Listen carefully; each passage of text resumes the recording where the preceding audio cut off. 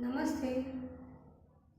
ચૌધરી રવિભાઈ રામાભાઈ, ગાંધીનગર જિલ્લાનો દહેગામ તાલુકાનો કનીપુર પ્રાથમિક શાળામાં હું બજાવું છું. જૂન 2025થી જ્યારે વર્ગખંડમાં હું બાળકો સાથે કામ કરવા લાગી ત્યારે મારા બાળકો વિષય ભાષાની અંદર અર્થગ્રહણ કરતાં ખૂબ મુશ્કેલી અનુભવતા હતા, શબ્દોની અંદર, વાક્યોની અંદર.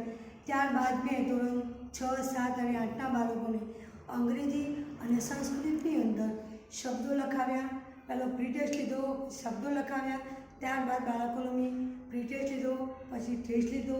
એના દ્વારા બાળકોને એની સાથે સાથે મેં TLMનો ઉપયોગ કરતા શીખ્યા.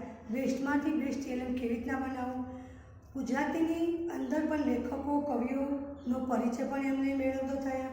અને સંસ્કૃતની અંદર મેં અલગ અલગ પ્રકારના TLM બનાવ્યા કે જ્યારે પરીક્ષાની અંદર બાળકો સંસ્કૃતની અંદર શબ્દદાન લખવાનું, શબ્દો સંસ્કૃતમાં અને ગુજરાતીમાં લખવાની સંખ્યા દ્વારા બાળકોને મેં આવો સંખ્યા ફલક ચાર્ટ બનાવ્યો. એમાં ગ્લાસ મૂક્યા. ગ્લાસની અંદર વેસ્ટમાંથી બેસ્ટ ખોખા દ્વારા, દિવાસના ખોખા અને સળીઓ દ્વારા મેં સંખ્યા શોધી અને જે ક્લાસની અંદર જે સંખ્યા મળતી હોય એવા મેં સંખ્યા જ્ઞાનનો ફલક ચાર્ટ બનાવ્યો.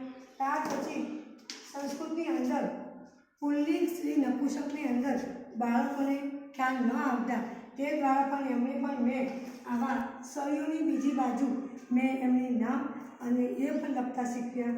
અને એ સંખ્યા દ્વારા બાળકો પુલ્લિંગ, સ્ત્રી અને નપુંસકની કેવી રીતના ખોખા ભરાવા. તો મ ખોડો હોય એટલે નપુંસકલીમાં, બેઠો વિસર્ગ હોય એટલે બાળકો પુલ્લિંગમાં, અને પ્રતિમા જેવા શબ્દો હોય એટલે બાળકો સ્ત્રી લખતા હતા.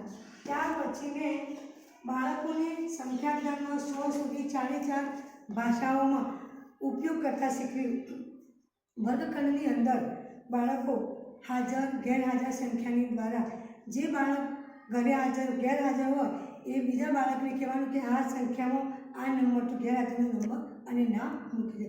એટલે બાળકો પણ એ બાળકનું નામ અને એની જે સંખ્યા હોય 25, 30 એ સંખ્યા આ ગ્લાસમાં મૂકી દે. આ ગ્લાસમાં બધા હાજર. એટલે લગભગ 99% એકાદ બાળક જ ઘરે હાજર રહે. તો 4 ભાષામાં કેવી રીતના હાજરી પૂરી એ પણ મેં બાળકોને શીખ્યું.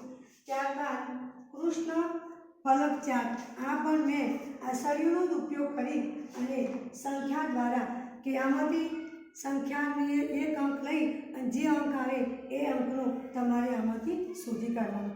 તો બાળકોને આ સંખ્યા જ્ઞાનનો પણ ખૂબ એવો અનુભવ થયો.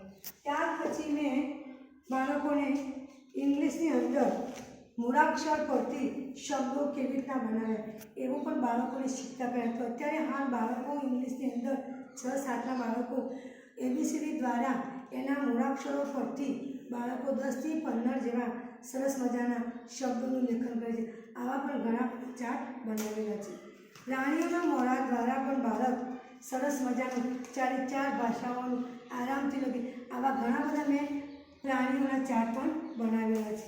ત્યાર પછી બાળકો ગુજરાતીની અંદર પણ જાતે પેઇન્ટિંગ કરી અને કલરકામ પૂરી અને પાછળ પોતાનું મૌલિક નિબંધ પણ બાળકો લખી શકે છે. આવું પણ ગુજરાતીની અંદર બાળકો જાતે કલરકામ કરી અને દોરી અને બાળકોને પાછળ પોતાનું સ્વતંત્ર લેખન પણ કરી શકે છે. ત્યાર પછી સંસ્કૃતની અંદર પણ બાળકોને કર્તા અને ક્રિયાપદની ઘણી વખત બાળકો ભૂલી જતા. તો બાલક પ્રદત્તિ, બાલક પઠતિ, બાલક ખાદતિ, બાલક પીબતિ, બાલક સિંચતિ, બાલક ગચ્છતિ, બાલક હસતિ. આવા બધા અલગ અલગ પ્રકારના મેં આવા ચાર્ટ દ્વારા પણ બાળકોને ઘણું બધું શીખવ્યું છે. ત્યાર પછી હિન્દીની અંદર બાળકોને લેખકો અને કવિઓ એના દ્વારા બાળક પોતે પરીક્ષાની અંદર લખવામાં આવતું મહિલાઓ વિશે તો એમનો ફોટા પછી એમનું મૌલિક સ્વતંત્ર લેખન, એમ ડૉક્ટર સીવી રામનનું પણ એમનો ફોટો અને એમનું સ્વતંત્ર લેખન પણ બાળકો લખી શકે છે. હાલ આ સુનિતા વિલિયમ દ્વારા, કલ્પના ચાવલા આવા ઘણા બધા લેખકો અને કવિઓ દ્વારા જે ભણવામાં આવતા એના દ્વારા પ્રવૃત્તિ કરાવેલી છે.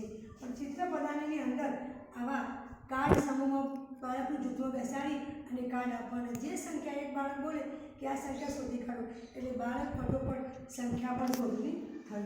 ત્યાર પછી બાળકોને આ સંસ્કૃતની અંદર છે.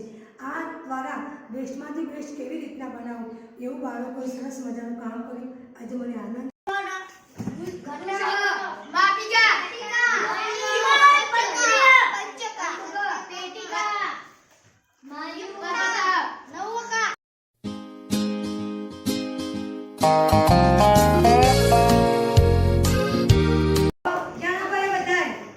એક શબ્દ ઉપરથી આપણે 5 વાક્યો બનાવવાના. કેટલા વાક્યો બનાવવાના?